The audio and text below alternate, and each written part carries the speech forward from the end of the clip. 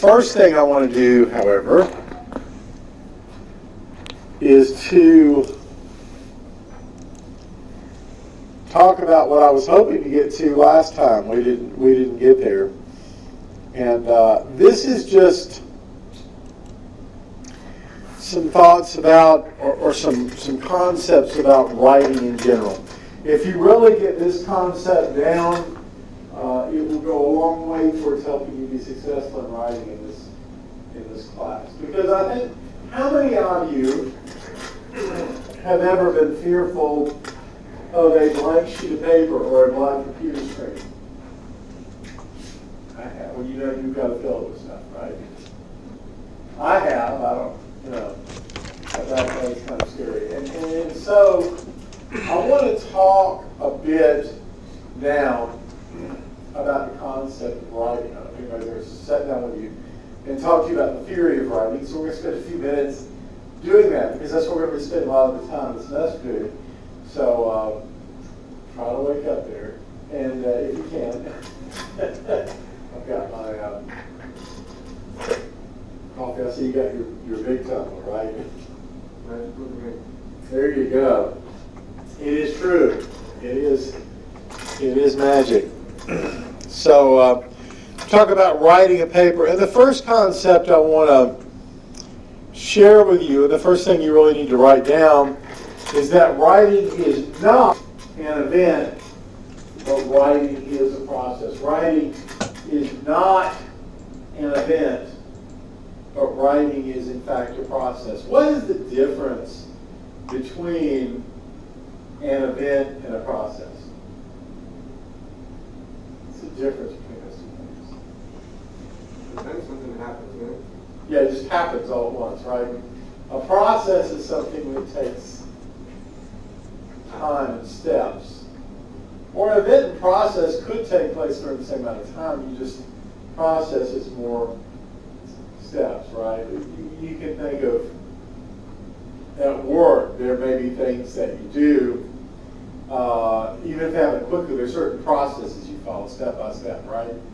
And I want you to get into your mind, because I think most of us, when we approach writing, we approach it as an event. I've got a paper to write, so wham, I've got to do all this stuff. I've got to sit down and write, and it just becomes overwhelming. I think if we can look at it as a process rather than an event, then we can try to allow it to become a little less overwhelming in our life. So,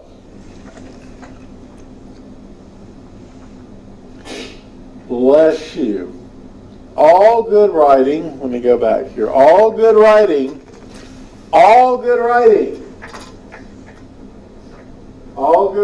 do I sure mean some good writing? All good writing, right? Goes through 3 steps. A step, as we said, is made of a process, excuse me. And all good writing goes through 3 steps. Your book that you read calls them one thing. I call them something slightly different, I think. My method makes more sense to me. But I want for us to this morning, because I want you to really learn these terms. I want you to learn what they mean. I want you to ingrain them. By the end of the summer, I want to be able to come up to you anywhere I see you and say, what are the 3 steps? And you can just name them off like that, all right? So I want to start off, I want us to say these words 3 times together. We're going to kind of start imprinting them on our brain, all right? So join me here. Ready? Ready. All right. Generating. Composing. Expressing. Okay, that was pretty pathetic. All right, so we need to try this again, all right? If we're going to ingrain them in our minds, we have to put a little more into it. Ready? All right, number 1. Generating. Composing. Expressing. All right, better. Now with mass enthusiasm. All right, last time. Ready? All right. Generating. Here we go. Composing. Expressing. Expressing. Excellent. You You guys are doing great. Okay, good. That's really good for 8 something in the morning too. Okay. Good for any time, but excellent. You woke up there. Thank you. All right, so these are the 3 steps that writing goes through. The first one I want to talk about is called generating. And our key word here, our key word to understand generating is the word stuff. Okay. Everybody can understand the word stuff, right?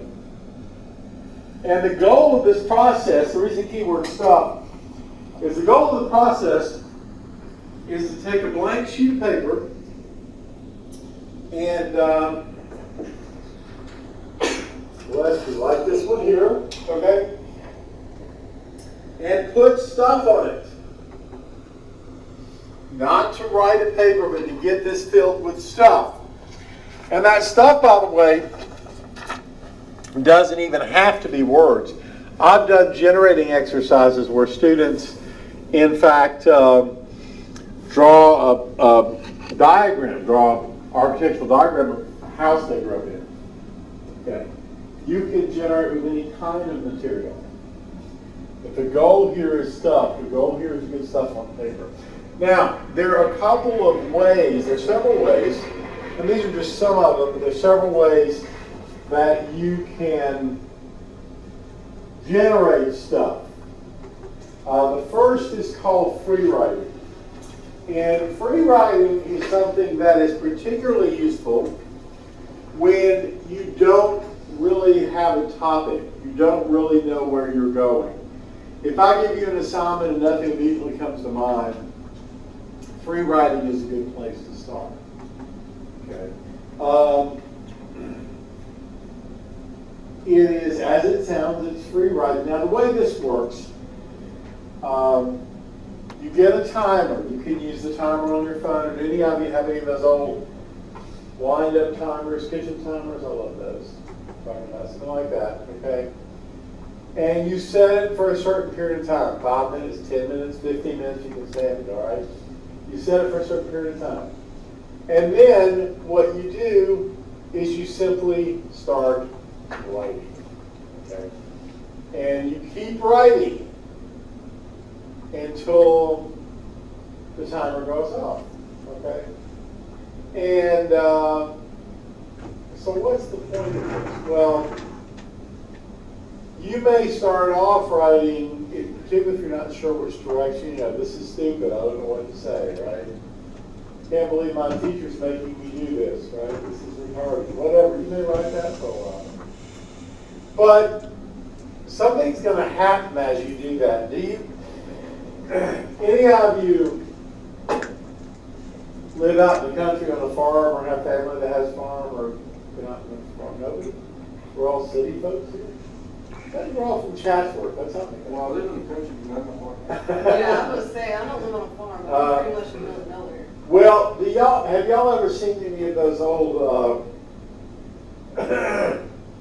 water pumps, you know what I'm talking about, with a handle on them? Yeah. Okay, you know what I'm talking about, all right? What happens the first time you pull the handle to get water on that? Nothing, right? What happens the second time? Nothing, right? But after a while, when you keep pumping on it, the third or the fourth time, right? Water starts to flow. All right. Our minds. I'm not a morning person. Okay, I just admit that. Anybody in here morning people? Good, because I think that'd be killing me. We're all here at 8 o'clock in the morning. We're not morning people, right? I'm not a morning person. The first thing I do generally when I get up in the morning is that now my wife would let me. She won't let me, but if my wife would let me, I just have the coffee maker sitting there right next to bed. That's what I would do. So I could just kind of roll over, and that would be ideal for me. That would be nice. That would be good, wouldn't it? Or maybe just have it intravenously in my blood. You know, when I have to get out of bed.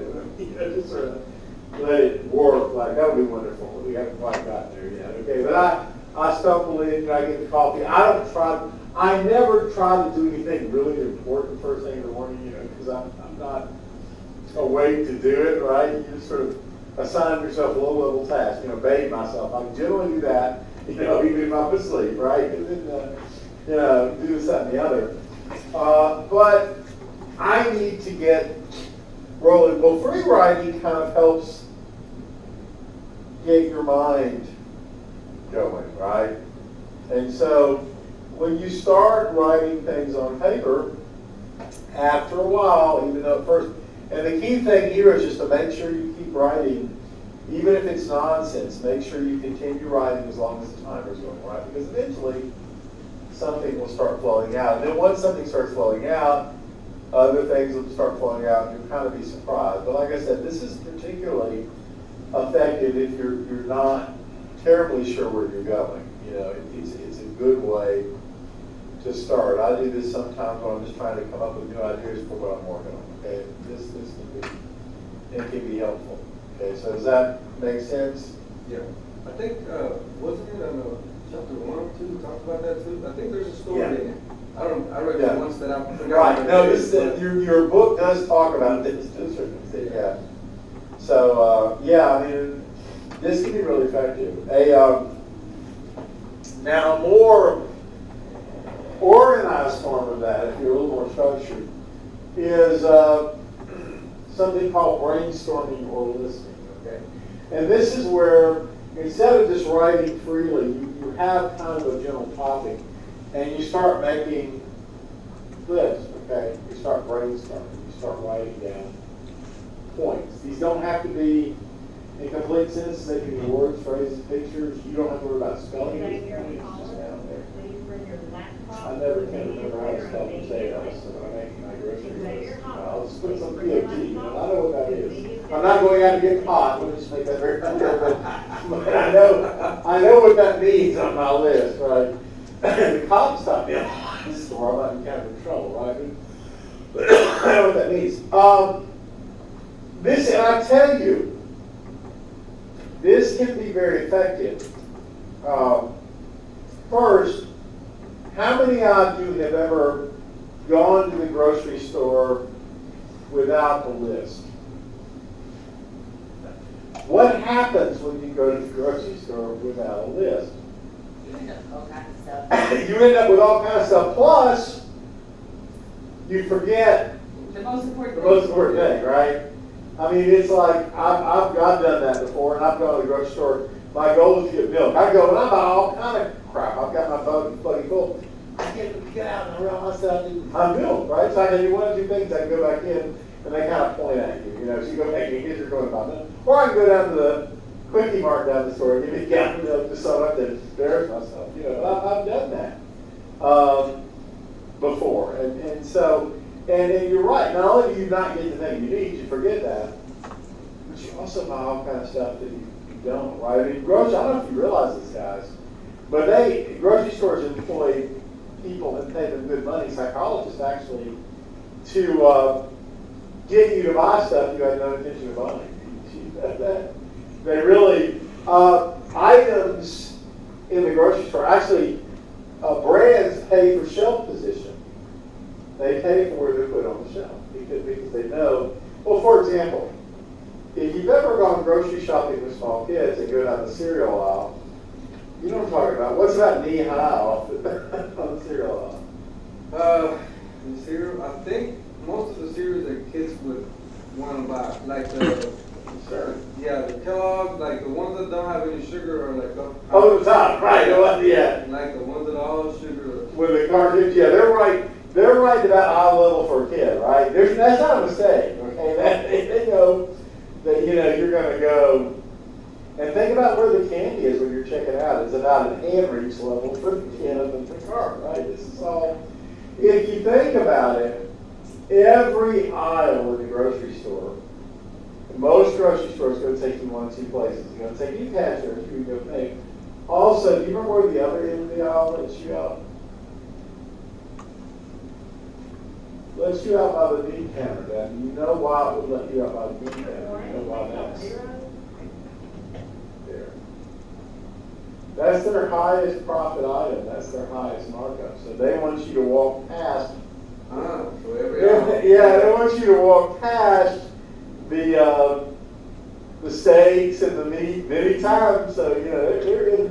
And also, going back to the idea of milk, Where is the milk in virtually every supermarket? Back.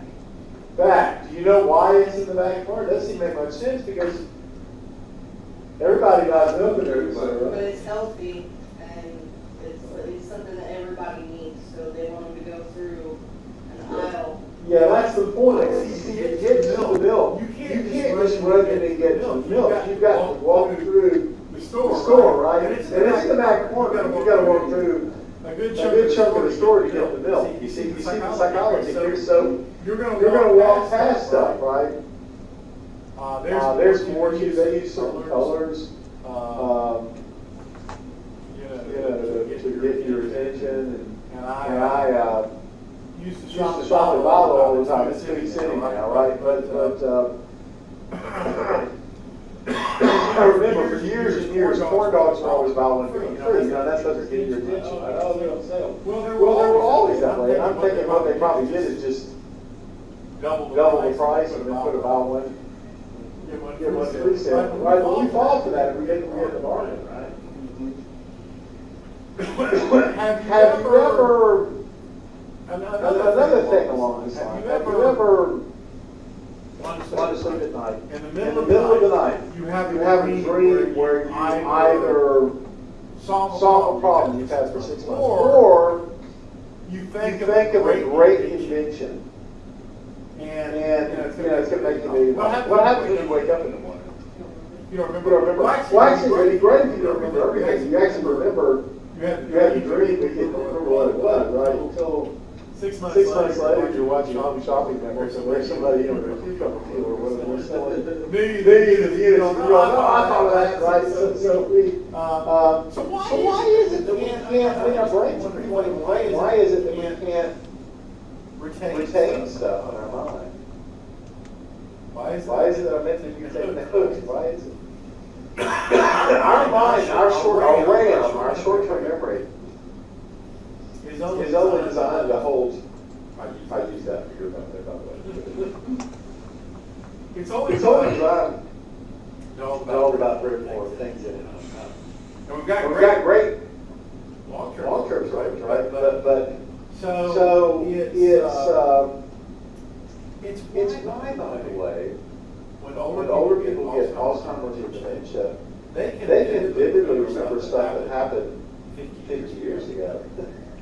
But they can't remember your name, or they can't remember what they had lunch today. Because it affects, your long-term memory is kept in a different part of your brain than your short-term. So actually, you can. It's interesting, and so if you've ever talked with a person who's in that capacity, a lot of times they will remember what happened a long time ago. They will remember your name, they will remember what happened 10 minutes ago. It's interesting. But anyway. So the RAM is the thing, and the hard drive is still a Thursday. Okay. So the point is, we need to write these things down. Also, there's another advantage in writing them down besides just remembering, right? And the second advantage is it sort of helps geography, right? If I'm making up a list of school supplies I need for school, right? And the first thing I may write down, right, is I need notebooks. Okay. Now we go, wait a minute. I need notebook paper, right? If I need notebook paper, then I need pens and pencils, right? So as we write them down, we think the thing in the grocery list, I need milk and eggs, I'm gonna make steaks, and this, that, the same thing as that. So as you write it down, it helps our mind collect. Now, once again, when I make my grocery list, I don't worry about spelling things correctly. I don't name my name potatoes, right? And also, there are certain things, for example, that I, or my grocery list, there are things that I buy often that I have a symbol for. I don't even have a real word, and I just have a symbol. And that maybe just my way of doing it. It doesn't have to be something anybody else understands. Right now, it's simply getting down paper. What's our goal here? What's our goal in this process? Generate. Our goal is to get stuff. So stuff is stuff, right? Our goal is to fill our paper. So brainstorming. Another form of good way and I think your book talked about this too, if I remember correctly, is clustering. Remember that term? Anybody ever done that? That's not actually the kind of way that I use, because I don't think in that three-dimensional way. Some folks really helpful. In fact, if you're doing, when you go to the composing step, it's really useful if you've done it, especially at cluster works. Pick a topic. It can be any topic. Everybody want to throw a topic out. All right, school. Right. So, what do we think about when we think about school? Homework, right? You have an evil English teacher who's giving you lots of homework, right? You're cursing my name. I heard you. So homework. My homework for this class is on the computer, right? So I have to be prepared to do that. What else can we think of when we think of school? All right, exam, right? And then since you're in summer school, you're thinking about no lazy days by the pool, right? Your summer's ruined, right? So exams, and I may think maybe have text. Good. By the way, you're all getting my text, right? That's all working here.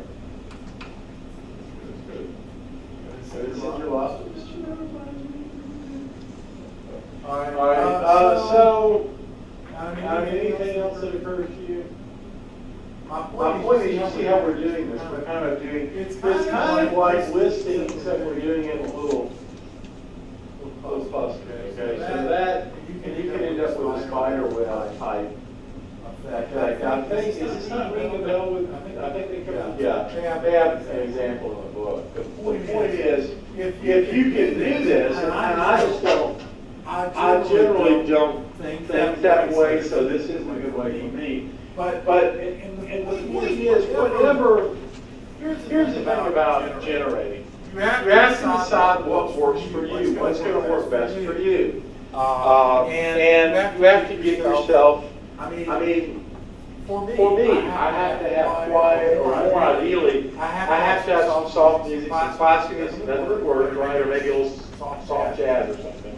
And I like to be kind of, really my favorite thing I don't like to do, I do all my writing on the computer, my final drafts and stuff. When I'm doing generating, I actually like to get me a, those yellow legal pads, the long ones. I just like to get that, and that's where I like to start. But you have to find out what works for you. Some of you maybe like to do it on the computer. Some of you may want to get a loud Starbucks or whatever you want to do to work, however it works for you. You might be able to concentrate, study if the kids are running around screaming. You may do better when you may have to wait there in bed or go.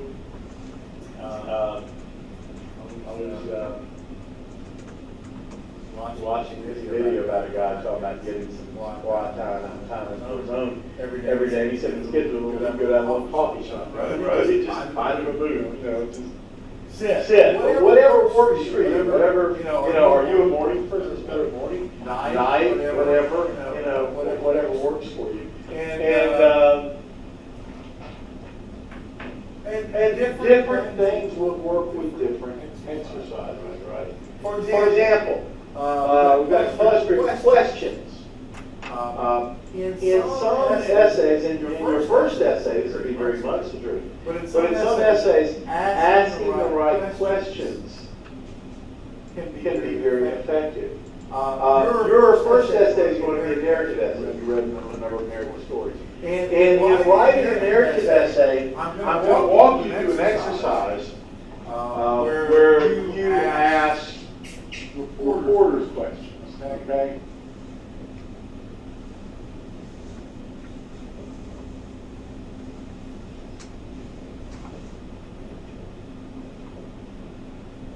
And these are the 5 W's and the H. Okay.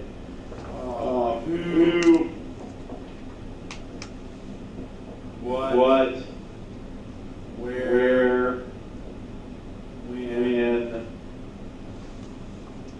why, and how. 5 W's and H. The reason these are called reporter's questions, as newspaper reporters are trained, when you write a story, when you write a news story, you answer these 6 questions. Who, what, where, when, why, and how. Because if you can provide that information there, then you have a useful news story. Now I'm going to ask you this when you write your narrative essay, and you're going to go, well, Professor King, I know the story. I don't need to answer these questions because I know what happens, right? Well, that's just the point. You know what happens, or does your reader know what happens? Have you ever been telling someone a story?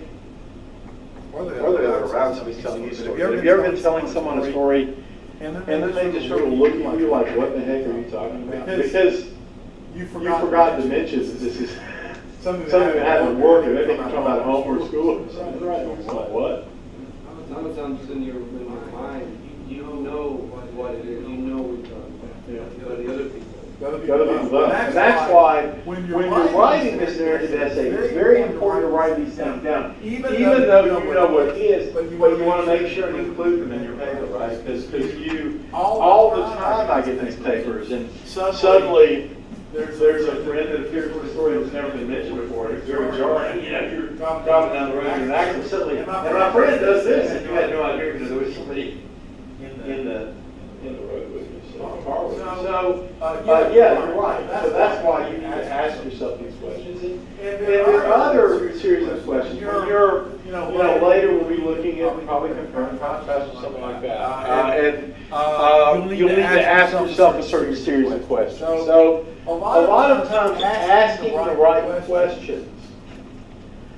And certainly when you do the research paper, the whole point is to get information. So what are the questions you need to ask? I mean, one of the keys to being an effective writer is learning how to ask the right questions, right? I mean, think about it at work, or if something's wrong with the machine and you have to figure out what's going on, you're going to ask the reporter a series of questions, right? To determine, because you don't know without asking the questions, right? And the same thing is true. We ask questions to get information. So questioning sometimes can be a very effective way. And it's something that I'm going to ask you to do in your particular first paper. So that's another is journaling. This may not apply so much, but basically what this involves is taking notes, and it could be on any topic. I'll give you an example of how this works in my writing. I am working on my dissertation for my PhD, and that basically involves writing a 200 to 300 page book of original material that 3 university professors say is worthwhile, right? Kind of a challenging task, right? But as I'm doing that, I'm taking notes and creating a journal so that I can kind of keep track of what I'm doing. When you're doing your research project, you may find it useful to take notes and journal, because what you're going to find when you go back, you're going to want to go, okay, why did this get together? How does this work? Okay? And then finally, research. Now, we'll certainly be talking about that as we get to your research project. Okay, we'll be talking about that more. But think of it, we do this all the time. Let's say you want to move to a new place. You're probably not just going to randomly go walk into a building and say, you're going to read. You've got kids, right? One of the things you're going to do is research how safe the neighborhood is. What school zone is it? Right? That's important, right? You're gonna what's the price? How does it compare to other things? Whatever. These are sort of things. If you're buying a house, you're gonna have somebody come and inspect it. So these are buying a car, right? Hopefully when we buy a vehicle, we're going to do a little research, right? We're going to make sure that the person who's selling the car is asking a fair price. You go to Kelly Blue Book, right? We're also going to maybe go to Consumer Reports and see what's the reliability of the car. Right? One important thing, we want to know what's the gas mileage. We might, depending on what we're wanting, right? But if I at one point owned, I still do, I think I own a Chevy Suburban, which I enjoy. It's a great car. But this was during the time when gas was $4 a gallon, right? And I'm not feeling about a Suburban, but it's a great riding car, you know, haul and anything, but I wonder if I should calculate miles per gallon or gallons per mile. I don't know, you know. I also had a 44-gallon tank, so you know, I was filling it up. There was a lot of crying on the phone. You know, there was a lot of weeping. And also discovered then that they had maximum limits for credit card, like $75 bucks. Because $4 a gallon, $100 doesn't get anywhere near a full tank on a Suburban, right? You got to go through several. So anyway, and I could only fill up their payday. But my point is research. So all if you employ possess some or all of them, there'll be different situations that call for different things. Obviously, research paper call for research, right? Your narrative essay, since the subject is yourself, probably not going to do a whole lot of research, right? You know what's going on, right? But you use different things, but then going back, the narrative is certainly going to ask the reporting questions, right? So you use some of these. But now we've done this. Do we have a paper? No. What do we have? We have stuff, right? And our goal in this process was not to write a paper on this step. It was to create stuff, right? So we achieved that. So if I told you, in 50 minutes, I want you to write me a thorough essay on the value of your major, you'd go, right? But if I told you I want you to write down some stuff that's related to your major, you could probably do that pretty quickly, right? You have that. That's not hard, right? So you don't have to spell it correctly. You can draw pictures, you draw a little computer or whatever works, right? So you have to do that. So stuff. Now, does anybody remember, or can you look at your Excel notes and tell me what the second step is after composing, right? Very good. And our keyword in composing is organize. Organize. Do we have any OCD people in here? I know we have at least that. Yeah, I mean, I figured you were OCD. That was a given. Anybody else a little OCD? I'm really odd. Most things I'm completely disorganized. There are a few things I'm very OCD about. I bet there's something with computers that you're kind of OCD about. I don't know. No, yes.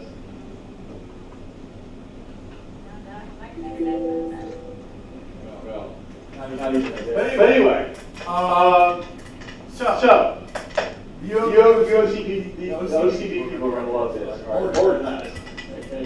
This is the great stuff. Right? This is where what you do in this is you take the stuff that you created, your mess, if you will, the pile of laundry. When I do laundry, I don't know if you're like me.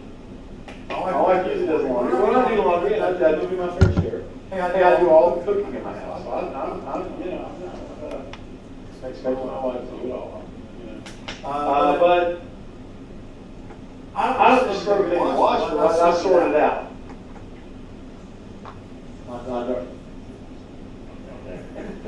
I sort it out. The point is, you want to organize. You want to organize what's there. There's several steps to this. First, you create a topic for the paper that hasn't already been returned. And what I mean is, if you were kind of didn't know exactly what the topic was, but now you've written down a lot of stuff, then hopefully by now you have a topic, right? Because you determine, okay, this is the stuff I have.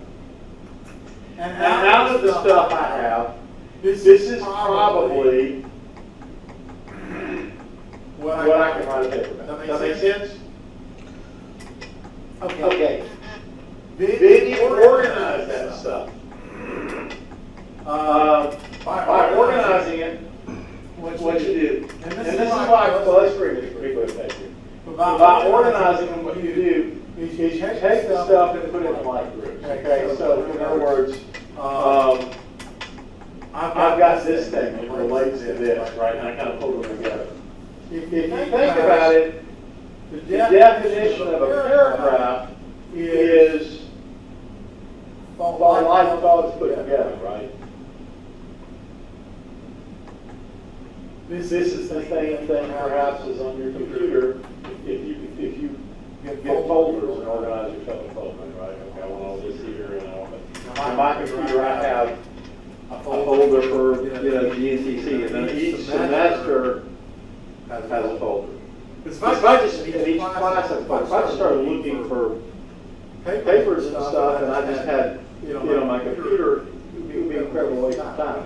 So instead, I have all your work. All your work is going to be in 16U, 1101, 24, whatever we are, and then 24, and then in that folder I'll have it organized by the topic we're working on. Okay, so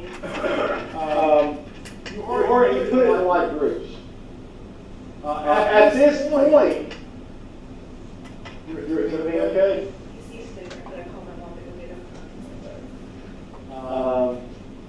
At this point, you're likely to add stuff or delete stuff.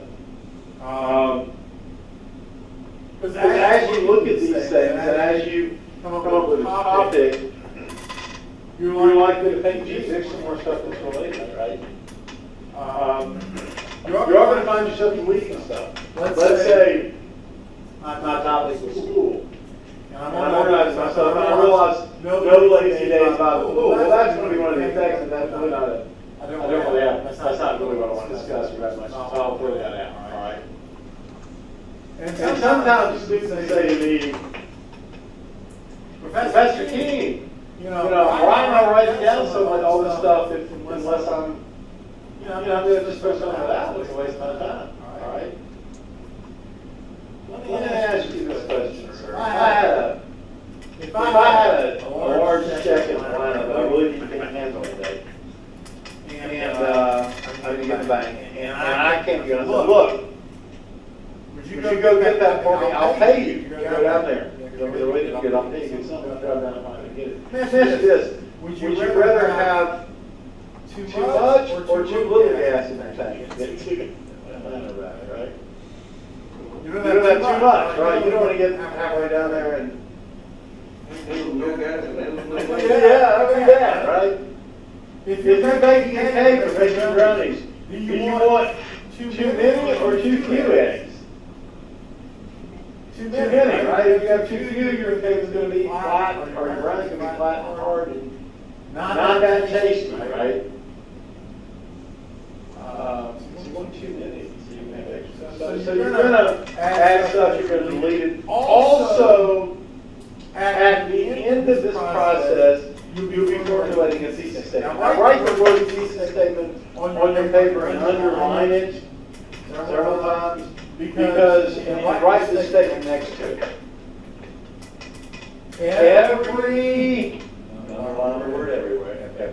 Every essay that you turn in from me this summer must have a solid thesis statement. Every essay that you turn into me this summer must have a solid thesis statement.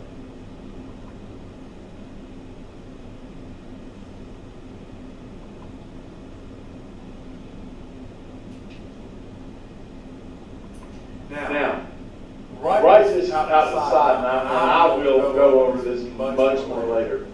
But a thesis statement clearly and plainly states the main purpose and/or argument of your paper. A thesis statement clearly contains states the main purpose and/or argument of the essay. Now, why don't you start with a thesis statement? Why do I say you only come up with a thesis statement at the end of the composing process? Well, it's like this.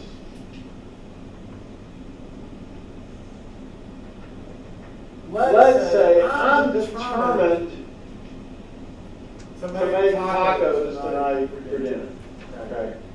And I get home. And I find that I have burger meat or chicken, whatever I'm putting in. But I don't have any taco seasoning. I don't have any tortillas. I don't have anything like that. But I'm still determined to make tacos. How well is that going to go if I come up and I don't have any of the stuff that I did? On the other hand, if you come home after a busy day of school and dealing with your job and whatever else, right? And you say, okay, I'm going to make whatever's in the house. Then you'll look around and find out what you have and determine what to make. My point is, if we decide, when we're writing a paper, if we decide, I'm going to write a paper about tacos. And that's it, my gosh. And then you do the research and find out, well, there's something you really about tacos, right? I mean, so you're trying to force on something. The point is, you don't really know what your topic's going to be until you've done some research, right?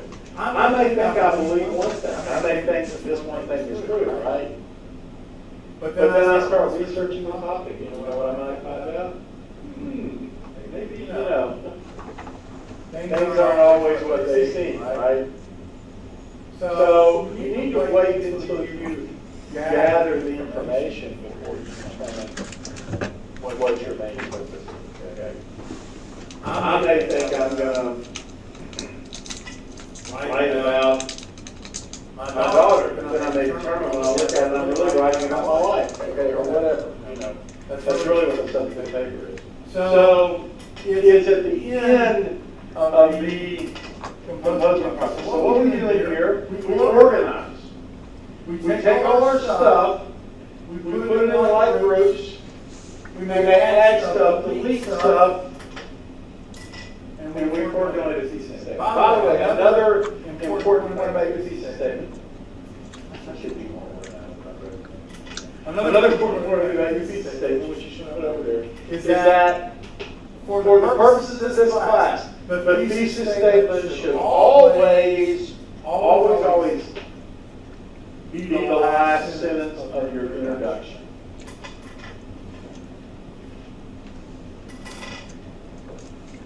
For the purposes of this class, the thesis statement should always be the last sentence of your introduction.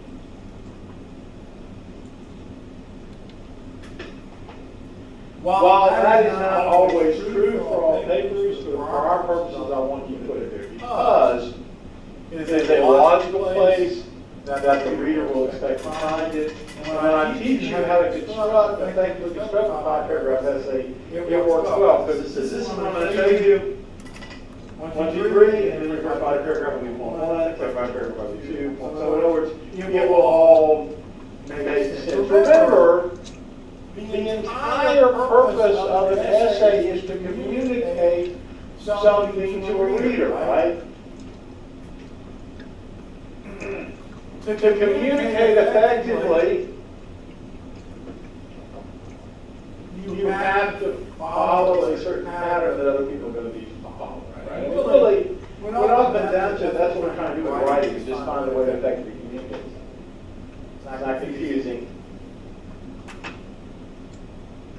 When you give instructions to people at the plant, you want to make sure that they understand what to do and how to do it, right? And the more effective the instructions are, right, yeah. If it's miscommunicated, you said, well, you said do this. Well, somebody could have misinterpreted what you said. So the point is, the more effectively you communicate it, the less room there is for confusion. So that's what you do in your writing. You just want to. So you see the practical implication, right? You want to effectively communicate whatever you're communicating. All right.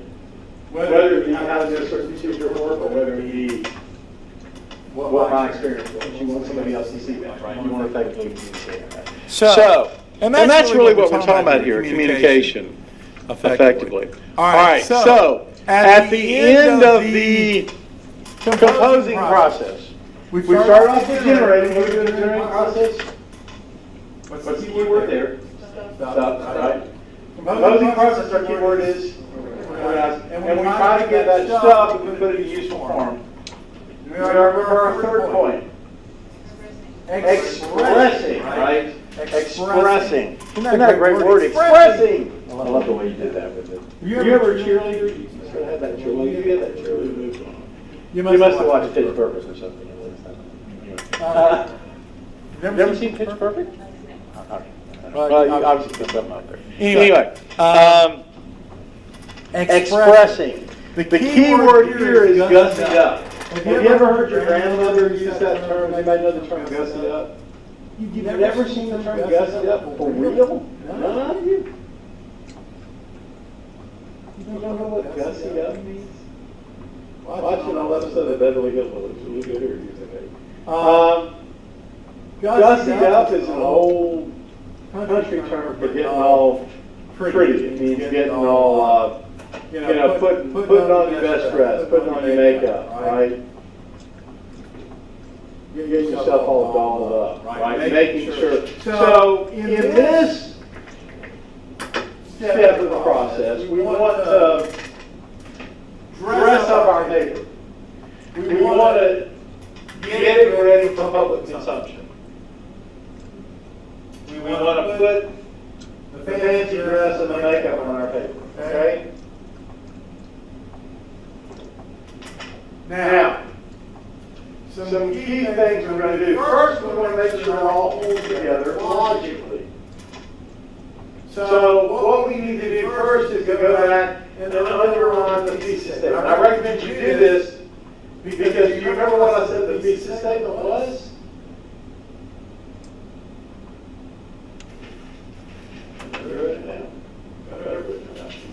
What's the thesis statement? I think the main thing about the main purpose of paper, right? So you want to underline the thesis statement so you realize, you know, okay, what's my main point? It's easy to get off track, and if you underline these things, well, everything about your paper must relate back to the main point, right?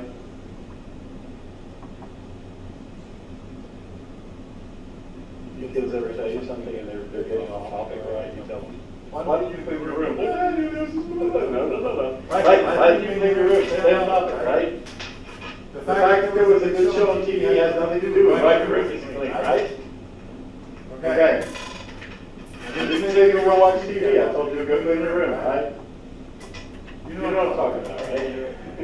All right, so, underline the thesis statement. Now, a key thing as you look at your thesis statement, make sure that the thesis statement fits the assignment. One of a very common error I see in papers is that the student has written a paper, but it's not really fits the assignment that I've given. It would be as if your boss asked you, okay, I want you to go home over the weekend and I want you to put together a sales report on how our new product has been selling, our new line, okay? And you go home and you start the research and you suddenly realize, gosh, our product's the best product out there. And you write this wonderful, long, well-written, eloquent paper about how the product is fantastic, it's the best product out there, okay? You bring that to your boss, what's your boss going to say? Right. I don't care about that. I need to have sales figures. I got a meeting, right? For 2 hours. I know what the sales figures are. Make sure your assignment. Let me give you a very practical example. Your first essay is the narrative essay. We talked about that last time. Okay.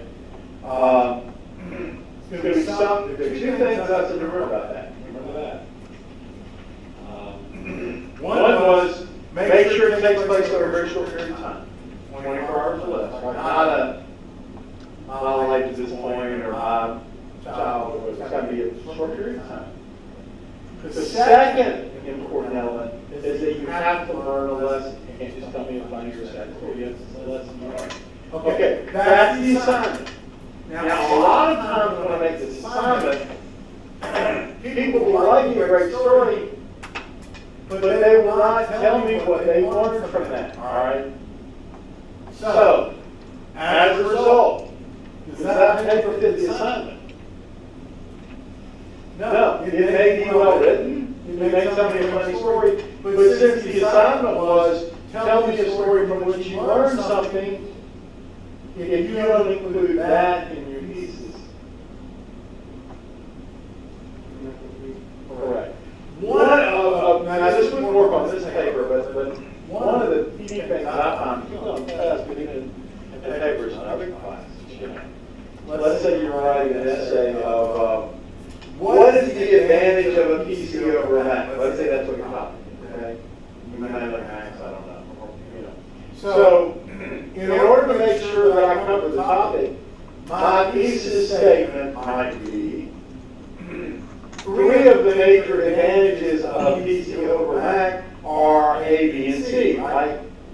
So you see what I've done? I've taken the question and turned it around into my thesis statement, so it's very clear that you can answer. What are the major causes of World War II? The major causes of World War II are X, Y, Z.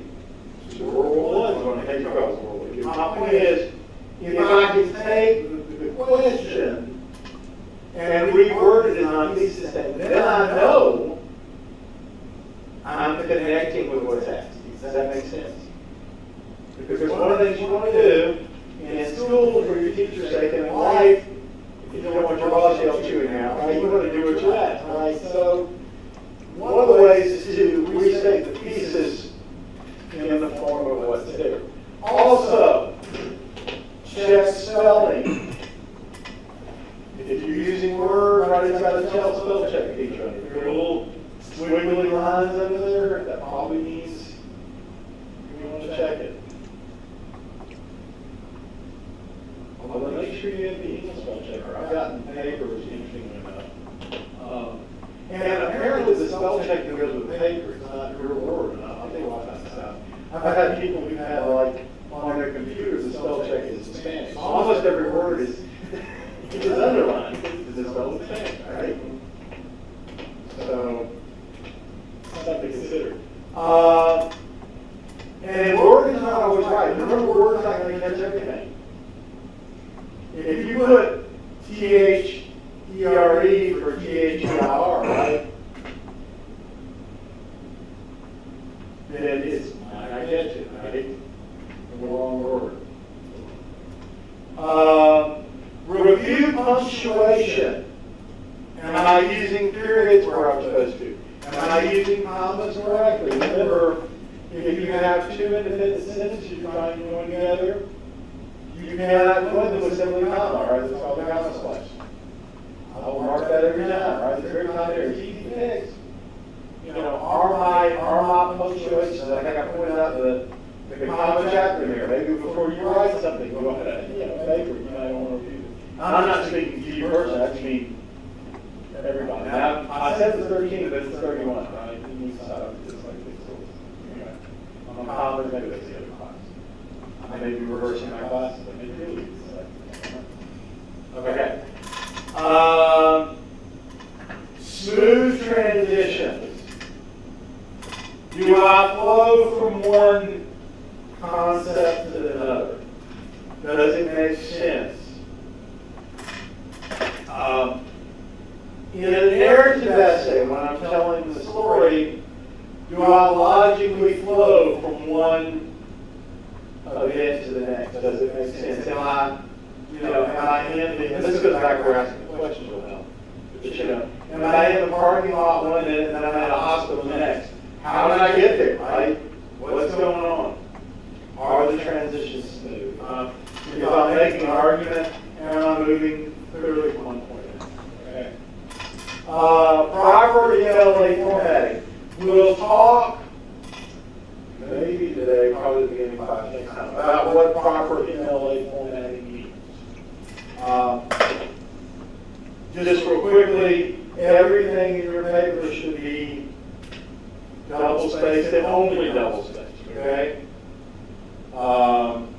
You need a certain header in the upper left-hand corner of page 1, right? These are certain things, certain formats. Now, why is that important? Why should that matter? Well, number one, if you turn it into something that's not in the proper format, what's going to pop into my mind? Well, what other mistake the person made? This person doesn't make enough to care. You know, it's like if you're turning in a resume for a job and you decide not to use their form, you're going to use your own form, and you decide to fill it out. Well, their first question is going to be, can this guy not follow my instructions, right? So you want to make sure, and formatting for every reason, because I can look at it and quickly figure out, because I know the format. And it's going to be different. In some of your other classes, you may be